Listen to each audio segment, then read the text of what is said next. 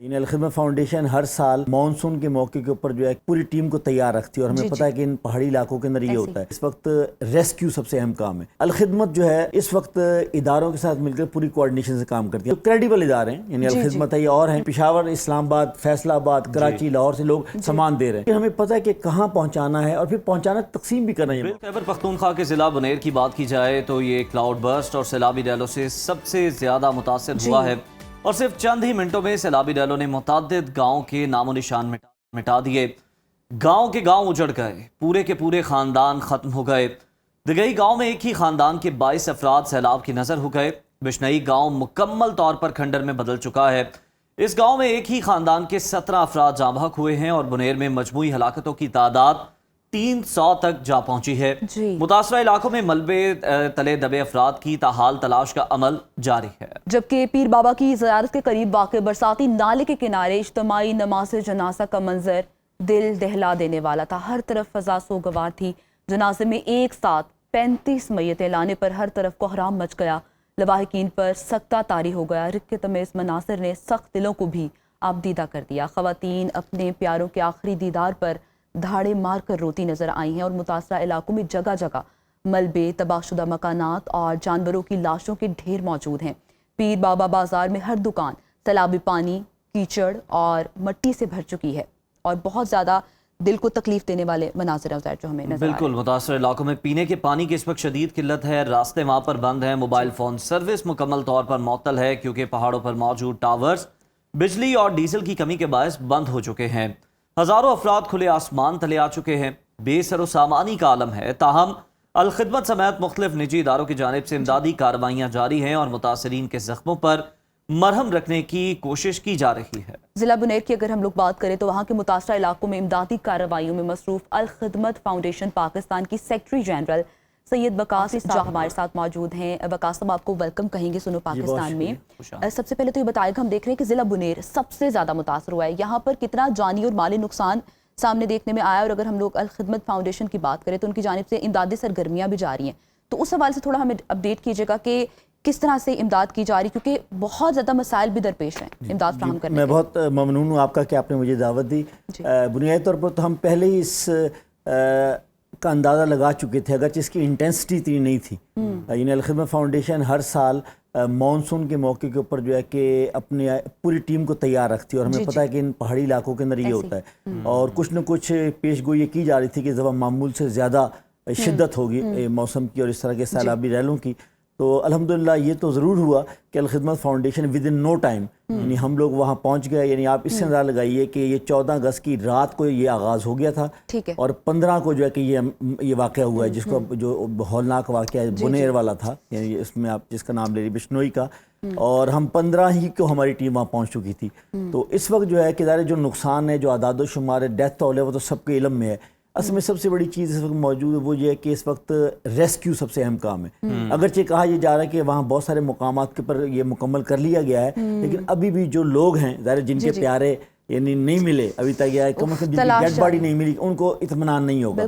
اس لحاظ سے تو کچھ مقامات پر تو یعنی اداروں نے کلیئر کر دیا کہ یہاں سے جو کیا جا سکتا، اور ظاہر مقامی لوگ بتا سکتے ہیں کہ کتنے لوگ یہاں موجود تھے، لیکن ابھی بھی ایسے مقامات موجود ہیں کہ جہاں ملبے کے نیچے جو ہے کہ ڈیڈ باڈی موجود ہے. تو گویا سب سے اہم یہ کام بنیادی طور پر اداروں کا ہے. ظاہر ہے ہیوی مشینری، اس پہاڑی علاقے کے اندر ہیوی مشینری پہنچنا، یعنی یہ ہاتھوں سے اور کدالوں سے اور بیلچوں سے کام نہیں. یہ تو ہو سکتا ہے کہ آپ کی دکان کے اندر جو ہے کہ وہ جو ہے کہ مٹی آ گئی ہے تو آپ اسے نکال سکتے ہیں، لیکن جو ہے کہ مکان جو ہے کہ جو چھت تک دب چکے اس والے سے. تو اس وقت الخدمت جو ہے اس وقت اداروں کے ساتھ مل کر پوری کوارڈینیشن سے کام کرتی ہے. ہمارا خیال ہے کہ یہ کام کسی ایک اس کا نہیں ہے.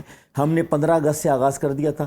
اس وقت ہم 2 کام کر رہے ہیں. ایک تو ہے ریسکیو، یعنی لوگوں کی جان بچانا اور جان بچا کر قریبی محفوظ علاقوں میں منتقل کرنا، اور اس کے بعد جو ہے کہ ریلیف کا مطلب یہ ہے کہ اب مسئلہ وہاں بیماریوں کا بھی ہے، خوراک کا بھی ہے. جن کے گھر جو اس وقت سینکڑوں خاندان ہیں جن کے پاس جو ہے کہ چھت نہیں موجود، تو آپ نے ان کو جو ہے کہ خیمے، آپ نے ان کو چارپائیاں، آپ نے ان کو سٹوو، چولہے وغیرہ اور برتن یہ سامان دینا. تو گویا ہم نے پوری فہرست بنائی ہے. ٹھیک ہے، ریسکیو ریلیف دونوں کیا جا رہا ہے. جعفر صاحب یہ بھی کہیے گا کہ جیسے ہم دیکھ رہے ہیں کہ یہ تو آپ کو پہلے سے بھی کہیں نہ کہیں علم تھا کہ ہوگا، لیکن انٹینسٹی کے بارے میں اتنا معلوم نہیں تھا کہ یہ اتنی شدت اختیار کر جائے گا.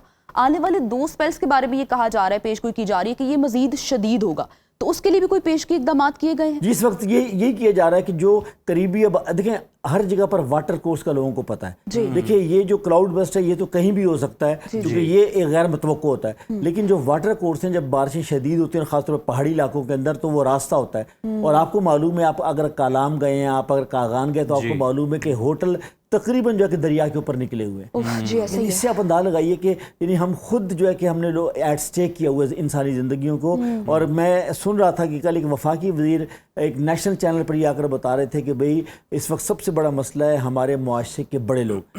دیکھیے اصلاح یا بہتری چاہے گھروں کی ہو چاہے معاشروں کی ہو, بڑوں سے آئے گی, اس لیے کہ ان کو سب سے پہلے ماڈل بننا پڑے گا. اور جو ریگولیٹری اتھارٹی ہے کہ جو سارے سال بالکل وقاص صاحب, خالی بات کرنے سے کچھ نہیں ہوگا, ان لوگوں کے ریگولیٹ کرنا پڑے گا کیونکہ وہ طاقت میں ہیں, وہ اختیار رکھتے ہیں. سر یہ بتائیے گا کہ امدادی سرگرمیوں میں کون سے چیلنجز فیس کرنے پڑے, کون سی مشکلات آئیں, اور مواصلات کا نظام وہاں پر کس طرح سے, اور دوسرا اس وقت وہاں پر جو متاثرین ہیں جنہیں وہاں سے ریسکیو کیا گیا ہے انہیں کس چیز کی زیادہ ضرورت ہے تاکہ جو لوگ ہمیں دیکھ رہے ہیں سن رہے ہیں وہ زیادہ سے زیادہ اس میں اپنا حصہ ڈال سکیں؟ سب سے پہلے تو میں کہوں گا کہ الخدمت کام کری الحمدللہ جتنے بھی ادارے ہیں سچی بات ہے وہ قابل قدر ہیں, وہ ہمارے معاشرے کے محسنین ہیں.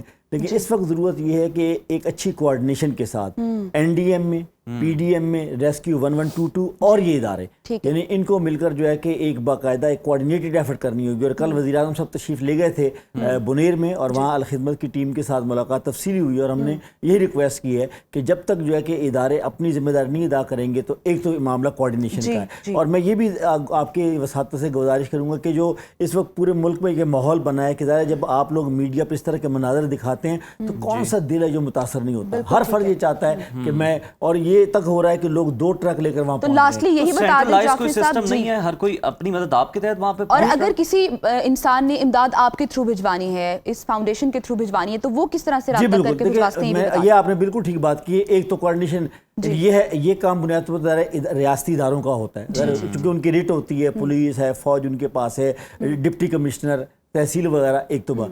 دوسرا یہ ہے کہ ہم یہ بھی چاہیں گے کہ جو کریڈیبل ادارے ہیں یعنی الخدمت ہے اور ہیں کہ جن کا لوکل سیٹ اپ بھی موجود ہے, وہ وہاں کے کلچر کو بھی جانتے ہیں. دیکھیے اب جو کراچی اور لاہور سے لوگ جائیں گے ان کے لیے یہ مشکل ہوگا, لیکن اگر وہ پہلے سے کوارڈینیٹڈ ایفرٹ میں, مثال طور پر ہم نے کل ایک میٹنگ کی, پرسوں رات کو میٹنگ کی ہے کہ پورے پاکستان سے جو ٹرک آ رہے ہیں ہم نے کہا کہ جب تک سینٹر اور ریجن کی کوارڈینیشن نہیں ہوگی آپ نے کوئی چیز نہیں بھیجنی. دیکھیں نا اب اس وقت کئی جگہوں سے یعنی پشاور, اسلام آباد, فیصل آباد, کراچی, لاہور سے لوگ سامان دے رہے ہیں. یعنی مثلا کراچی میں ایک جو ہے کہ آئل فیکٹری نے جو ہے کہ کئی ٹرک دے دیے ہیں, لیکن ہمیں پتہ ہے کہ کہاں پہنچانا ہے اور پھر پہنچانا تقسیم بھی کرنا ہے. بالکل جو آپ لوگ وہاں پہ موجود ہیں, آپ کے کارکنان وہاں موجود ہیں, وہ بہتر جانتے ہیں کہ کس علاقے میں کس چیز کی زیادہ ضرورت ہے اور وہاں پر یہ فراہم کی جانی چاہیے. سینٹرلائز سسٹم ہونا چاہیے. بہت شکریہ وقاص جعفری صاحب, بہت زبردست آپ کام کر رہے ہیں اور اللہ تعالیٰ آپ کی آرگنائزیشن کو اور زیادہ ہمت اور صلاحیت دے یہ کام کرنے کی.